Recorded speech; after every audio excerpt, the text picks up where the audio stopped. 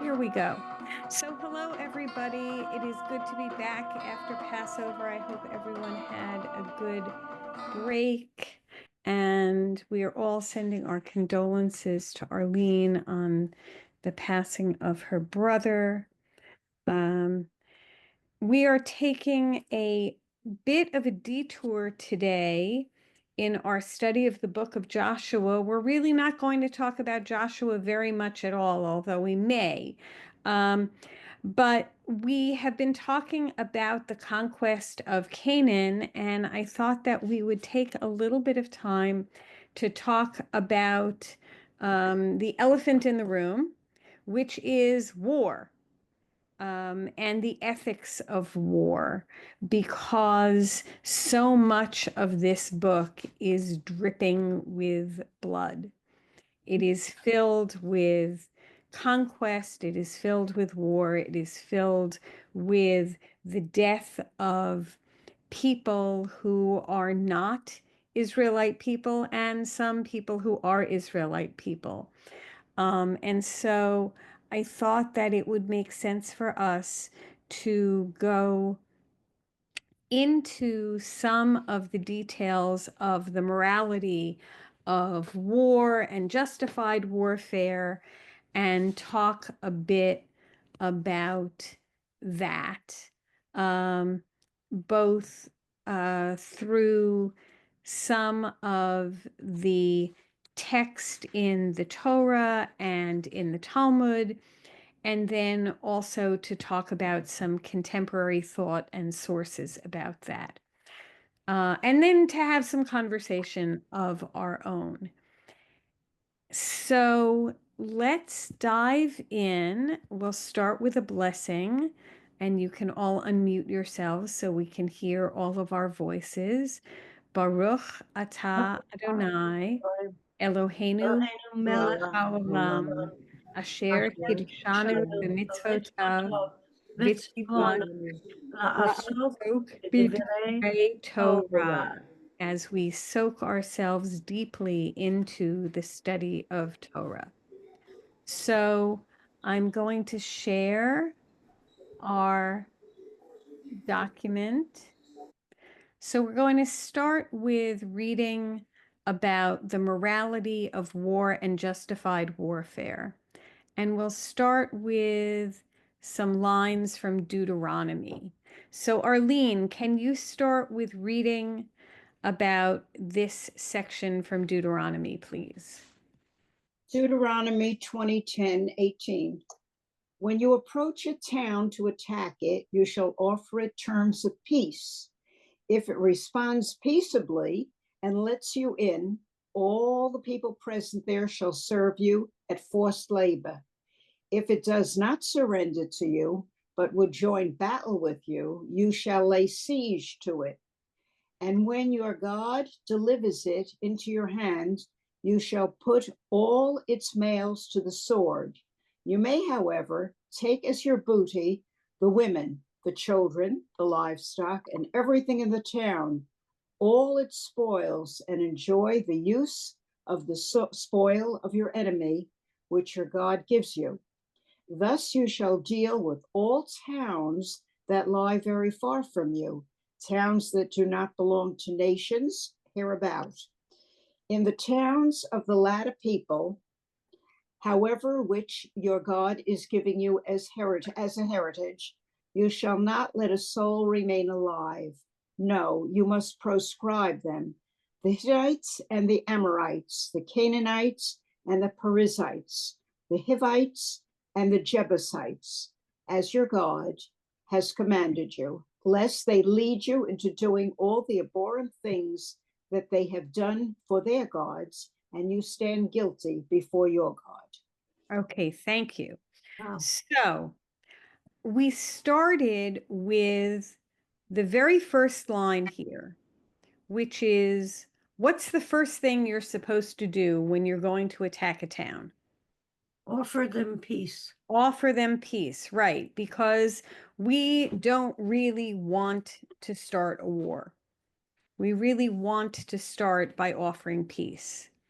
And the only time that we're going to start a war with another nation is if they won't submit to us. And then we read about what happens if they respond peacefully.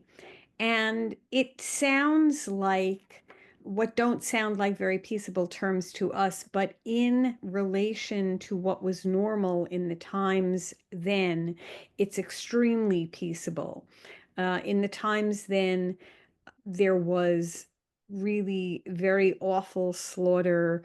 People were tortured, people were killed. There was not peace among nations. And so, by standards of the time, this is extremely peaceful.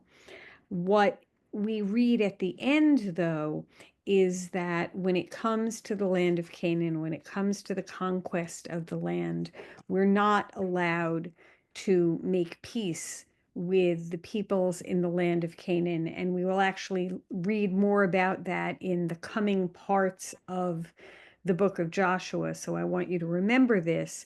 But what's the reasoning behind it? Why are we not allowed to make peace with the peoples in the land of Canaan? Because we will become like the Canaanites, Yes, and what does becoming like Canaanites mean? absorbing their culture, their gods, Right. and their wickedness. Yes. Mhm. And it specifically has to do with worshiping their gods, becoming like them in their cult practices, and not following all of the laws that we've been given about how to treat other people and how to practice all of the things that we've been taught. So let's move on from there. Just as a footnote, Yes, go ahead.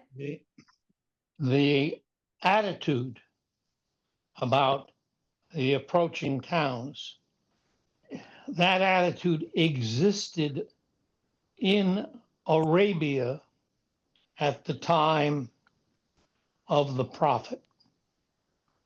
And The prophet meaning Muhammad, right, in the 700s? meaning Muhammad. Yes. And that is still part of the religious belief of any truly observant Muslim. You're saying that that's in the Quran, that it says that they have to wipe out. Absolutely. Yes, thank you. Thank you for sharing that. Okay, let's move on. So, exemptions. This has to do with who has to participate in war. So, Joan, will you read Deuteronomy 25 through 8, please? Then the official shall address the troops as follows. Is there anyone who has built a new house but has not dedicated it? Let him go back to his home, lest he die in battle and another dedicate it. Is there anyone who has planted a vineyard but has not harvested it? Let him go back to his home, lest he die in battle and another harvest it.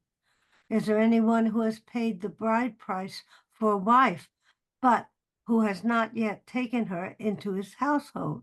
Let him go back to his home, lest he die in battle, and another take her into his household as his wife.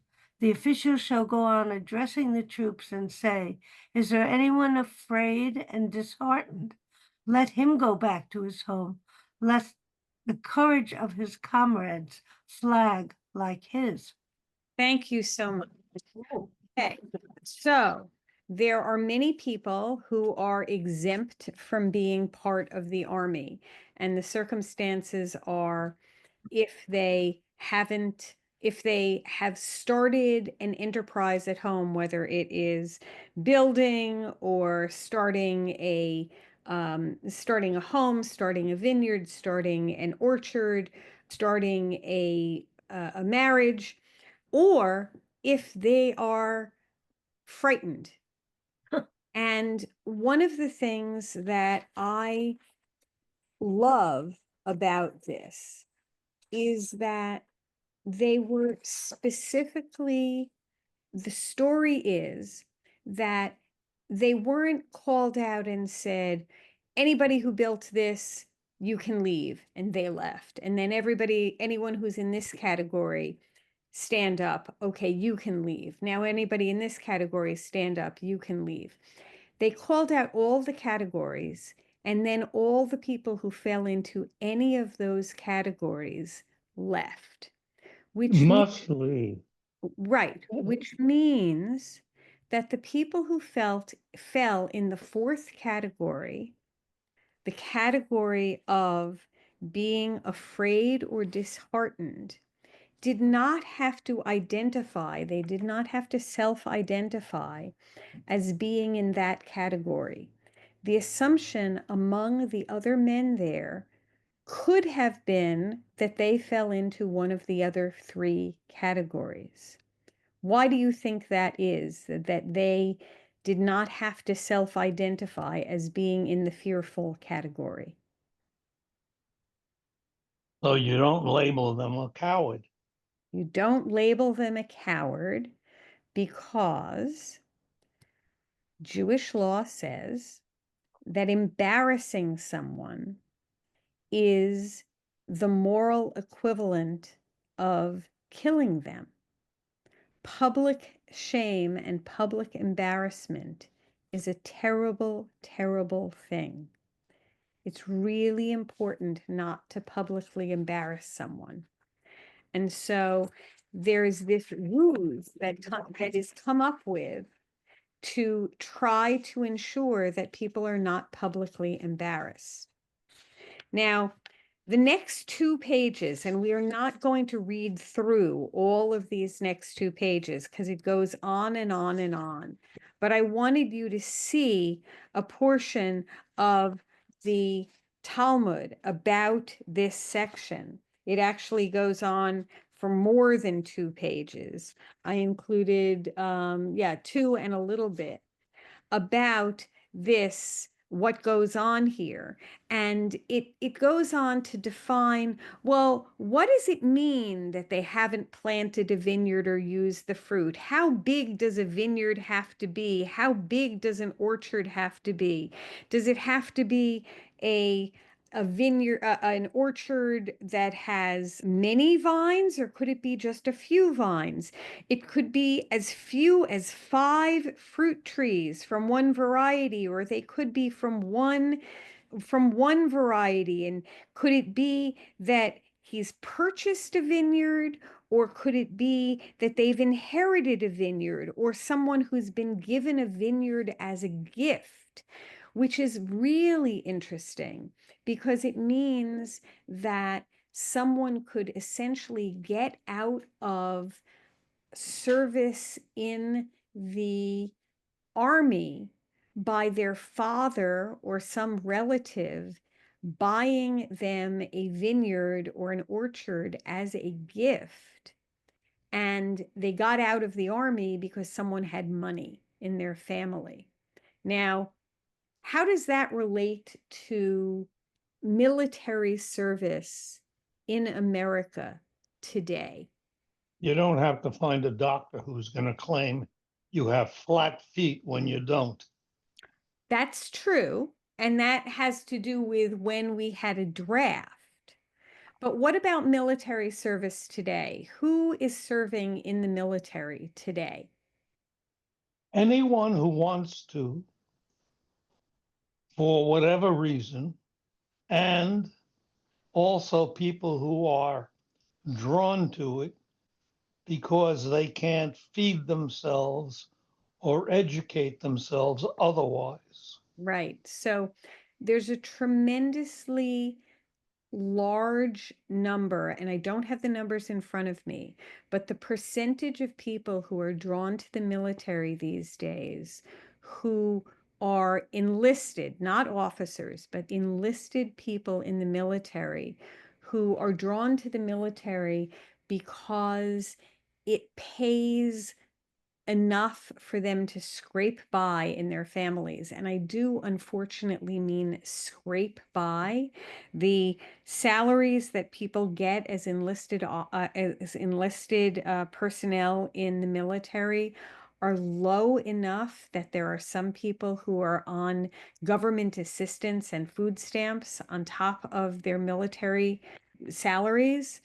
It's really unconscionable that we have people who are putting their lives on the line and really are not making enough money to feed their families. But it has become in this country something that many, many of the people do because it's the only way they can scrape by.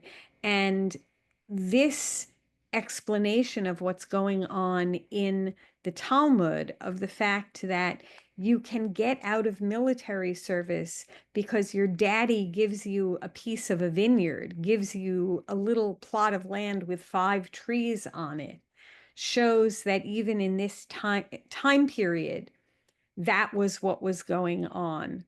And it explains that when it says build a house, it doesn't just have to be a house. It could be a building for storing grain, like the one that we show on the, oh, I haven't scrolled to show you, but a building for storing grain, like the one shown over here. Or this is more than enough fruit trees to count as an orchard. Or down here, it doesn't even have to be it doesn't even have to be something that would house humans. It could be a cattle barn, or it could be something that would hold wood. If you've built one of these, but you haven't really used it, this counts as something that would exempt you from military service. So it's very interesting. And I included all of this that you can read at some point on your own to get an idea of what the Talmud has to say and what reading Talmud is like and what the conversation is like. I love studying this kind of detail of Talmud. And if you'd like to do that at some point with me, do let me know. But I didn't want to spend a lot of time on it right now. I just wanted to give you a taste of it. So please feel free to read that on your own. What I do want to move on to, though, is a little bit about what Rambam has to say about the part about being faint of heart and why it is that someone who is faint of heart should not be included in those who are part of an army. Arlene, let's go back to you. Can you read the Rambam, please? Rambam, Mishnah, Torah, Kings and Wars, 715. To whom does the phrase, is there a man who's afraid or faint-hearted, refer? The phrase should be interpreted simply as applying to a person whose heart is not brave enough to stand in the throes of battle. Once a soldier enters the throes of battle, he should rely on the hope of Israel and their Savior in time of need. He should realize that he's fighting for the sake of the oneness of God's name. Therefore, he should place his soul in his hand and not show fright or fear. He should not worry about his wife or children. On the contrary, he should wipe their memory from his heart, removing all thoughts from his mind except the war. Anyone who begins to feel anxious and worry in the midst of battle to the point where he frightens himself violates a negative commandment, as it is written, Deuteronomy 23. Do not faint-hearted, do not be afraid, do not panic, and do not break ranks before them. Furthermore, he is responsible for the blood of the entire Jewish nation. If he is not valiant, if he does not wage war with all his heart and soul, it is considered as if he shed the blood of the entire people, as Ibid 28 states. Let him go home, lest he demoralize the hearts of his brethren like his own. Similarly, The prophetic tradition explicitly states, "Cursed be he who does God's work deceitfully. Cursed be he who withholds his sword from blood." Jeremiah 48:10. In contrast, anyone who fights with his entire heart without fear, with the intention of sanctifying God's name alone, can be assured that he will find no harm, nor will bad overtake him. He will be granted a proper family in Israel and gather merit for himself and his children forever. He will also merit eternal life in the world to come, as Samuel 25:28-29 states. God will certainly make my Lord a faithful house, for my Lord fights the wars of God, and evil will not be found with you.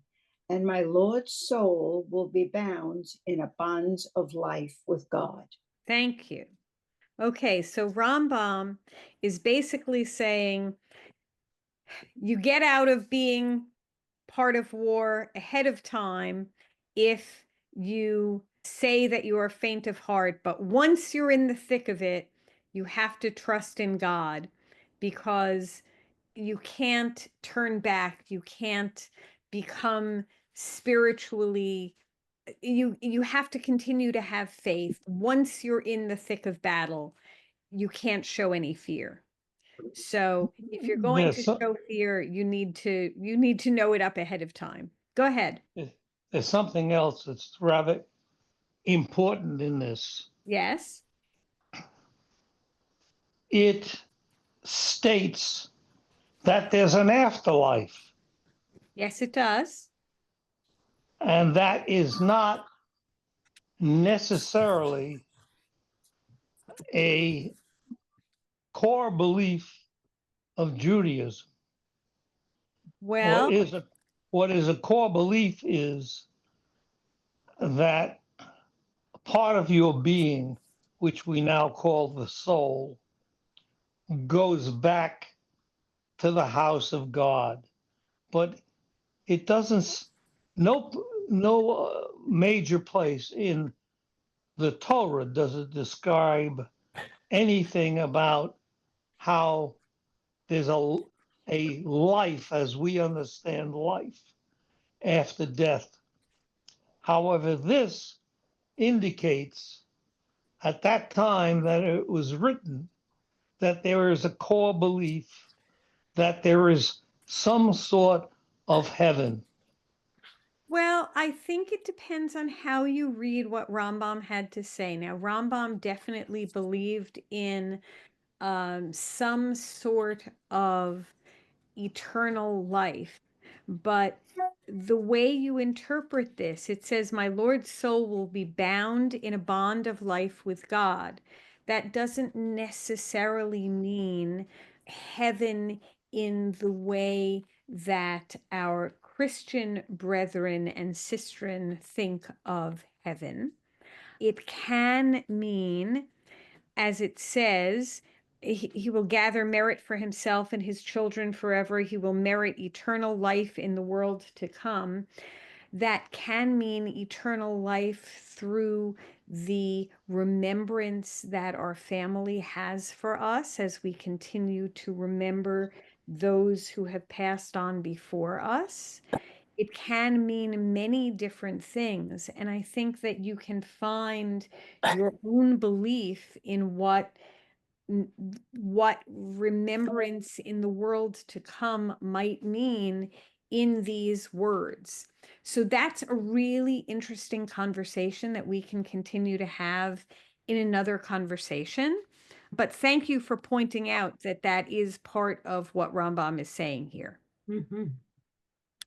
So the laws about being exempt from being part of the battle only apply in a discretionary war. And this is actually something that we've discussed before, that there are two kinds of wars. There's the obligatory war that is a divine commandment, and the conquest of Canaan is considered an obligatory war, and some later defensive wars, like the War of the Maccabees, count as obligatory wars. And then there are discretionary or optional wars that are ones, for example, to expand Israel's borders, and those are Milchemet Reshut, discretionary. And those are the wars where you can get out of them by saying, "Oh, I just built a house," or I just married someone. Let's continue. There's more Rambam here. Joan, you want to read that, please? Rambam Hilchot Melachim. In an optional war, Milchemet Reshut, the officers speak these words of exemption as they are written, and they send back anyone who is fearful and faint-hearted. But in a commanded war, Melachet Mitzvah, everyone goes out, even a groom from his wedding canopy and a bride from her chamber. So I find this particularly interesting, not only because it says in a commanded war, everyone goes out, but it says that not only men are fighting, but so are women, that women are part of the fighting force. And Joan, why don't you read this next part, which is also from Rambam's Mishnah Torah? Mishnah Torah, Kings and Wars 5:2. There is no need to seek the permission of the court to wage a milchemet mitzvah. Rather, he may go out on his own volition and force the nation to go out with him. In contrast, he may not lead the nation out to wage a milchemat harshut unless the court of 71 judges approves. Right. So you have to go to the Supreme Court to get permission, or maybe, I don't know, to Congress to get permission to declare war. A king or leader of the nation cannot decide it's a war just because he decides that it's a war. And he wants to use the Alien Act. Yeah, so that's an interesting thing to think about in our times. Okay, so we're now going to move on to talking about the ethics of war and what is prohibited as part of war. And the first thing that we're going to talk about is something called Bal Tashchit, which is a concept which means do not destroy, or you shall not cause wanton destruction. And Diane, can you read this portion from Deuteronomy 20:19-20? When in your war against a city, you have to besiege it a long time in order to capture it. You must not destroy its trees, wielding the axe against them. You may eat of them, but you must not cut them down. Are trees of the field human to withdraw before you into the besieged city? Only trees that you know do not yield food may be destroyed. You may cut them down for constructing siege works against the city that is waging war on you until it has been reduced. Okay, so you're not allowed to cut down trees. Why do you think this might be? Oh, it specifically says that trees that produce food should not be cut down under any conditions. And it says that trees that don't produce food can be cut down for necessary war material. Right. That's a Middle East belief in the fact that food trees, figs, anything else, apples, whatever is produced from a tree that you can eat, is sacred food that God has given you. Other trees are simply there for building material, for defense use, for war, They have many uses, but they're utilitarian in nature. No belief that those trees hold the soil or are necessary for defense of the land is at this point understood. Well, yes, but I think that this is also a matter of the fact that they have more intrinsic value, and it shows that we're not supposed to destroy things that have more value to them, that we're not supposed to cause, as it says, wanton destruction. We're supposed to be careful about natural resources. And the rabbis over the years have taken this to mean things like we really need to be careful about not making the lands that we are attacking uninhabitable, that we not destroy the lands to the extent that no people could use them, that we don't take the things that make those lands useful and beautiful and possible for people to enjoy them, that we don't destroy them in a way that is inappropriate. It's one thing to do what you have to do in war, and then it's another thing entirely to burn and destroy in a way that makes the land unusable for a long time after that point. And let's read this next portion. Akiva, can you read the Mishnah Torah, Kings and Wars 6-8 loudly, please? We should not cut down fruit trees outside a city, nor prevent an irrigation ditch from bringing water to them, so that they dry up. As Deuteronomy 20:19 states, do not destroy its trees. Anyone who cuts down such a tree should be lashed. Ooh. I guess you would use a tree to lash the person who cut down the tree. This does not apply only in a siege, but in all situations. Anyone who cuts down a fruit tree with a destructive intent should be lashed. Nevertheless, a fruit tree may be cut down if it causes damage to other trees or to fields belonging to others, or if a high price could be received for its wood. The Torah only prohibited cutting down a tree with a destructive intent. Okay, thank you. More things having to do with the ethics of war. Arlene, why don't you read this next part from Mishnah Torah, Kings and Wars? War, neither a milchemet harashut or a milchemet mitzvah, should not be waged against anyone until they are offered the opportunity of peace, as Deuteronomy 20:10 states.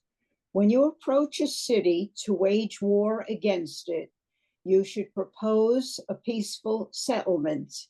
If the enemy accepts the offer of peace and commits itself to the fulfillment of the 7 mitzvot that were commanded to Noah's descendants, none of them should be killed. When a siege is placed around a city to conquer it, it should not be surrounded on all 4 sides, only on 3. A place should be left for the inhabitants to flee and for all those who desire to escape with their lives. As it is written, Numbers 31:7, and they besieged Midian as God commanded Moses. According to tradition, he commanded them to array the siege as described. So again, here we are saying that we have to give people the opportunity to accept a peace treaty and that we have to give them the opportunity to run away. Now we're going to move on to some more modern sources. We're going to start with Rabbi Samson Raphael Hirsch, who was the beginning of what we would say as the modern Orthodox movement from the early to late 1800s. And I think what we're going to do here is just read a lot. I have a lot of different quotes from various people, starting with Samson Raphael Hirsch and coming up to the present day. And I just want us to read through these, and whichever ones anyone wants to comment on, let's do that. But let's start with you, Joan, reading this one.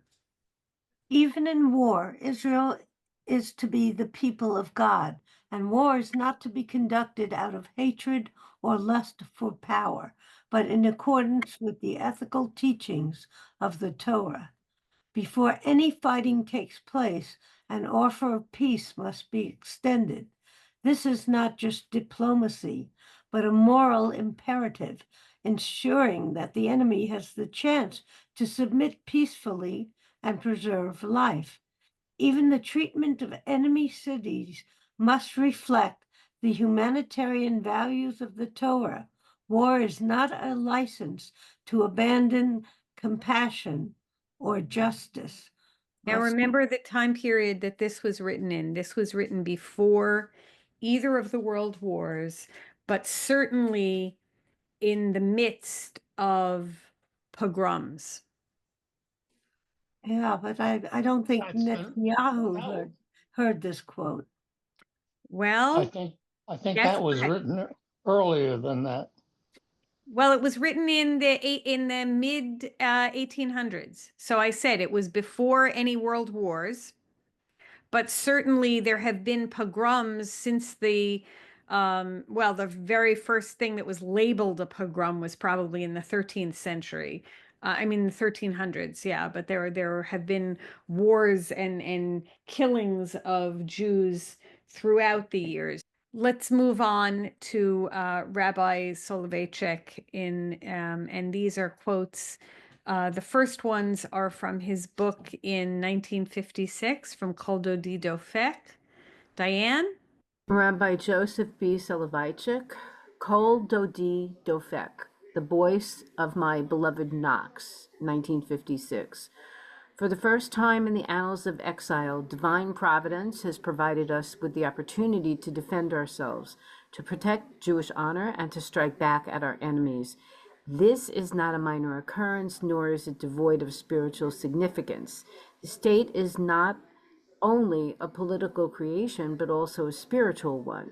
Through it, we have returned to the stage of history not merely as passive victims, but as responsible actors. Man must always be prepared for war, but he must not desire it. He must fight when necessary, but never rejoice in victory. Thank you. So this is once the state of Israel has been established and trying to establish rules around how war is to be conducted. And will you also read this next piece? Halachic Man, 1983. A soldier is not just a killing machine. Even as he defends his people, he must retain his Tselem Elohim, divine image. Thank you. Akiva, will you read from Rabbi Aaron Lichtenstein? Certainly. This is from War and Morality, written 1985. Judaism does not glorify war, but it recognizes its necessity in self-defense. The challenge is to wage war without losing our moral bearings. And will you also read from both of the pieces from Rabbi Lord Jonathan Certainly. Sachs? Not in God's Name, 2050. The Torah mandates self-defense, but also insists on limits because the moral life cannot be suspended, even in war. And then from Dignity of Difference, 2002, he says, the real test of a nation is not how it treats its friends, but how it treats its enemies. And Rabbi Shlomo Riskin, who lives in Efrat and who we listen to often, says our tradition does not demand passivity, but it does demand dignity even in defense. So now, so before we move on to rules of engagement, any thoughts about all of those quotes? I was just thinking about the context of the types of wars that were fought during that time. Like 1956, I believe, was the Suez Canal. Mhm.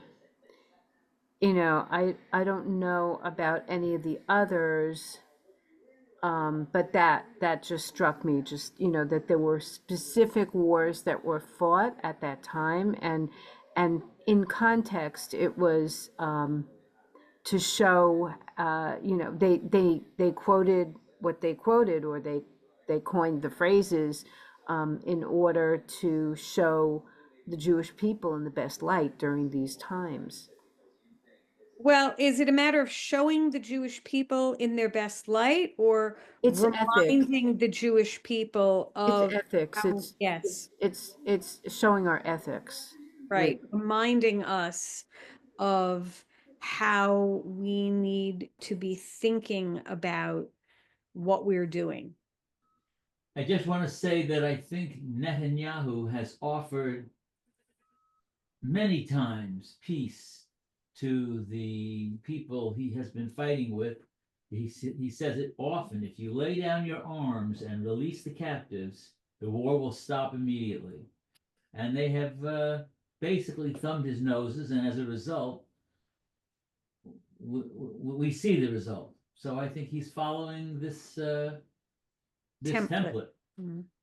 So let's move on from here about rules of engagement and civil protection.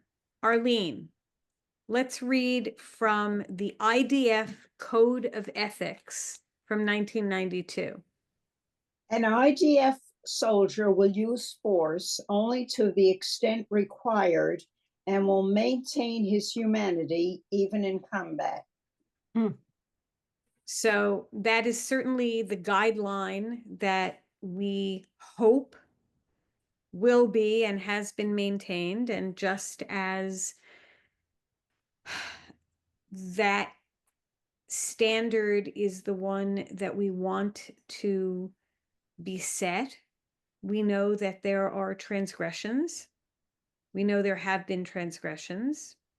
We know that there are always terrible things that happen in war where people lose their heads and step over lines and make mistakes. And this has happened in every war.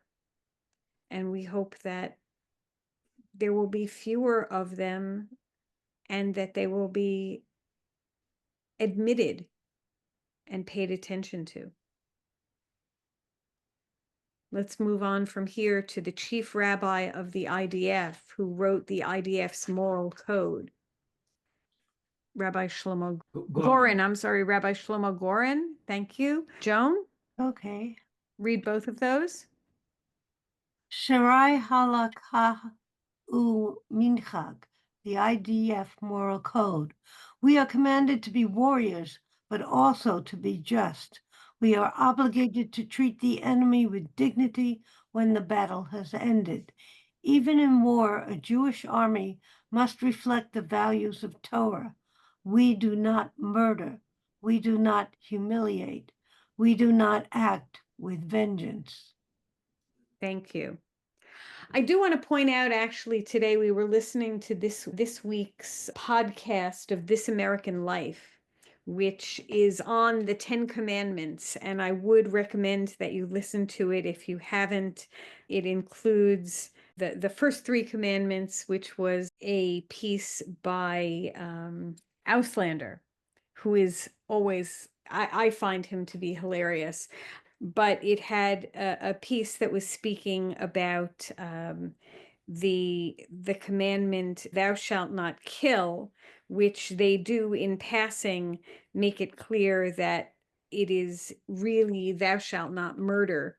And I think that the distinction between thou shalt not kill and thou shalt not murder is a very, very important one. And the person who was speaking was actually a Christian clergy person who worked with the army who was talking about counseling soldiers. It was a very interesting piece. So if you are a person who listens to podcasts, I highly recommend that one.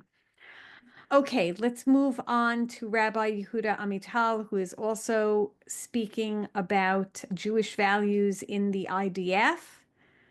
So Diane, will you read that one? Jewish values in the IDF 1990s. The Torah does not permit a free hand in war. We must always remember that every human being is created in the image of God. Thank you. And Akiva, will you read from the Lubavitcher Rebbe? Certainly, this 1902, 1994 were his dates, and he writes that the ultimate goal is peace, but peace must be based on justice and security.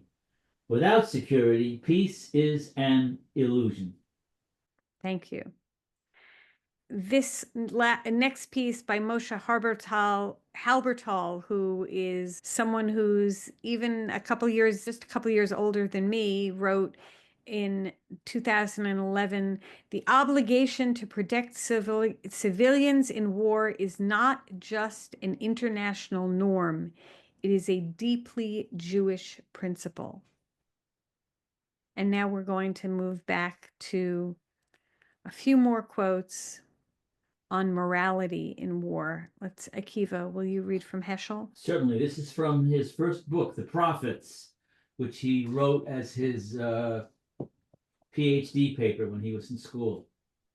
The prophets taught us that victory in war is meaningless if it leads to moral defeat. Thank you. Arlene, will you read the next one, please? Rabbi Eliezer Berkovitz, 1908, 1992. Faith After the Holocaust, 1973. We cannot abandon morality in the face of war because our entire existence as a people is built on moral responsibility. And the last one, which is from Rav Kook. Joan? Rabbi Avraham Isaac Kook Orot Hamilchama. The spirit of impurity in war does not stem from the war itself, but from the hatred and cruelty it generates. Thank you. Yes, I think that's one of the things that we have to guard against so much, is that the humanity that it seems to strip from us when we start thinking about the people who are being killed less as people and more as numbers. There was a quote about remembering that every human being is made in the image of God, and that's one of our deepest teachings, one of the things that Akiva reminds us all the time. And so I meant to try to make it so that you got to read that one. I'm sorry that you didn't, but it was an important line that I found to include here. I feel it's really the answer to almost every problem that we have fighting with each other. That if we could all only but see each other as an image of God, so many of the disagreements would shift, and we would not be so quick to hurt or abuse or insult or hate or fear. It is truly one of my greatest structural, spiritual columns in my life, to see every human being as an image of God, no matter who they are. Yeah. So here we are, and now we're going to go back next week to reading the narrative of what happens in the book of Joshua, and we're going to hear more about conquest and more about God's commandment to go and destroy these people who are living on the land and who are, I don't know, minding their own business, just being the people living on the land. And God tells Joshua and tells the Jewish people that this is their land, and it has been their land for the centuries that they weren't living there, and it's going to be their land for the centuries going forward. And it's a hard thing for us to struggle with. It's an akba. It is. It's a hard thing for us to struggle with. It's a hard thing for us to make sense of. So we have to keep talking about it. We have to keep thinking about it, and we have to keep studying about it, and we have to keep hoping that we can get to a point in our future when this is not the way of our people, and this is not the way of all people, while realizing that this is part of our past. So I want to thank you for being part of our group. And I want to thank all the people who are going to be listening to this and watching this. And I'll see you again, I think next Tuesday evening. Have a good week. And thanks so much.